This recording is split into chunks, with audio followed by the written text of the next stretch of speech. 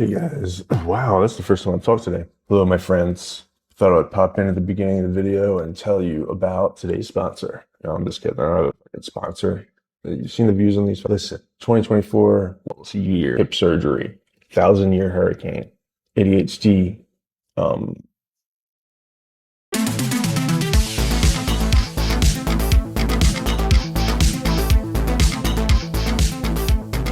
All right, welcome to the internet. Today, I'm going to talk about the year 2024. It was Nutballs. I'll put it like that, okay? So January is the first month of the year, always. And January 2024 kicked off right with me getting a hip replacement surgery in my left hip. I got a bionic hip, yes. I had a condition called avascular necrosis, which I walked around with for like 10 years. The build up to it, the nervousness was quite intense. My pattern is to freak out immediately and then get it all burned out of my system. By the time the thing comes, I'm as calm as I'm gonna be. They saw the end off your femur and then drive a prosthetic hip with a spike into your bone. I was asleep the whole time, thankfully. So before you go into the operating room, they prepare you. This is where you take your clothes off and put the gown on with your butt hanging out. They take pictures of your butt. No, I'm just kidding. That's a joke. The anesthesiologist was the big thing. He came in and he's giving me choices. I'm like, I don't know. I'm not in any kind of position really to make big decisions, right? What do you recommend? He's like, okay, so we can give you this thing, a nerve blocker. I felt like a champion when they put the IV in. Once that was in, I was like, I'm the champion. And then this guy comes in with like a 6-inch long needle. He's like, all right, here we go. So they make your body go numb from the waist down. And then we wait a while, we chill, left alone in a little tent for a little bit. And then it's on. And when it's go time, bro. This is like ER, dude. I don't know why they're doing it so fast, but they are running up these hallways with you on a cart. And it's really bright everywhere. You're looking at the ceiling. You're imagining yourself. House MD walks up to you and he's like, I think it might be Legionnaire's disease. And you're like, nah, dude, they know what it is already. So then they wheel you into this bright light room. There are 12 people around. This is it, dude. Oh, and by the way, since you can't feel anything, they have to pick you up, trying their best not to slam your fat ass down on another table. I was looking at the ceiling, and then I was looking at a different ceiling. There's a nurse telling me what's going on where I am, because you need that. It's like you've been reincarnated. Still can't feel your legs, but you know something's going on down there. Something's weird. And then your dad is sitting there. I mean, that's pretty much it, right? There were several times when I was thinking, oh man, did they this up? Because I wasn't expecting for all these like weird different pains. For a while there was this painful clicking going on, and I was like, did they leave a popsicle stick in there? That wouldn't be good, right? The knee thing was really bad. For a while my knee was killing me. I was like, do I need a new knee as well?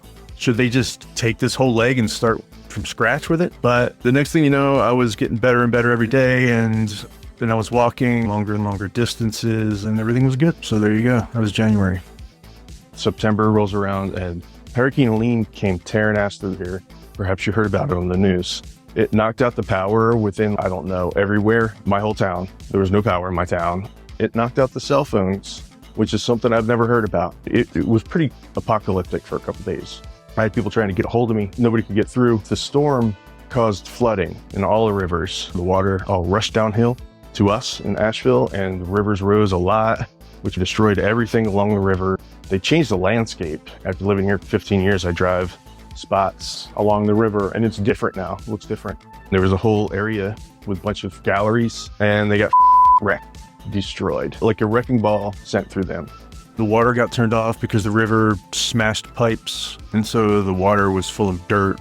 All my food went bad, except for the canned stuff, of course, and grocery stores were not open because they couldn't open because there was no power. That was like a thing, like a Cormac McCarthy novel, to find a grocery store that was open enough for me to get food, canned food, with the cash that I had in my wallet. No ATMs. Over time, we started getting text messages and being able to communicate, able to watch the news, see the pictures of West Asheville, looking down a hill and seeing roofs underwater, just with the roof popping out. We lost the whole tourism season this year because of all this stuff. The good news is that we have a great town, and I'm not just saying that, dude. The people around here pulled together, man. And you could go to many, many places and get food and water. Within a couple days, they had little spots in lots of places. When I was waiting in line at the grocery store, they were handing out cases of water because we didn't have any fresh water.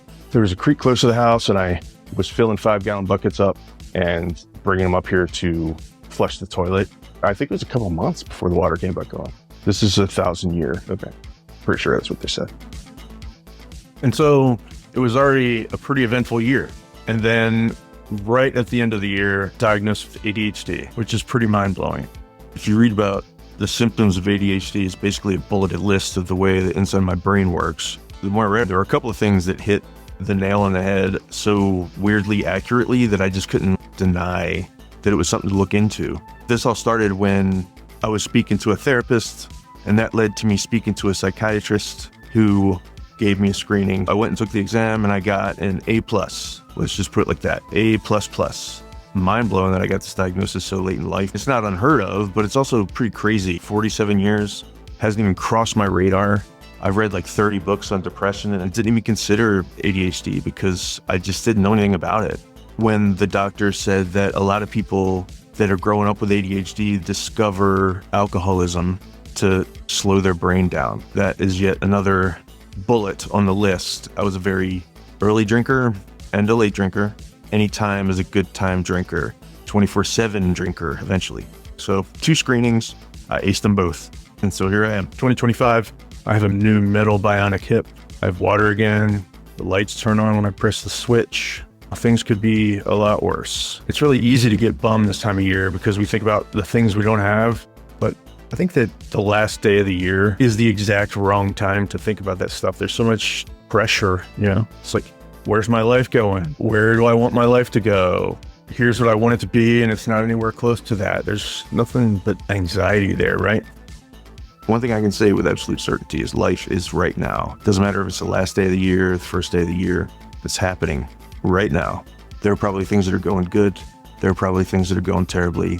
Trying to work towards your goals is important, but what's also important is realizing how far you've come, what you have right now, and how fun it's going to be to wake up tomorrow and have a whole new day to do stuff and be alive. If we didn't have dissatisfaction in our life, sometimes we would never change anything. And I understand nature's logic behind that. If we didn't feel like that, sometimes we'd still be living in the trees. And if you had a bad hip, they wouldn't be taking pictures of your butt in the hospital, that's for sure, because there wouldn't be a hospital. They would just make you bite down on a stick and beat you to death. Is that a good way to end this? Yeah, I think that's a pretty good way to end this. Happy New Year. Don't look away. Don't you dare forget to like and subscribe to the channel. If you want to see more of this, you know where to get it, and that's right here. I'd also like to know what was crazy about your year. Let me know in the comments.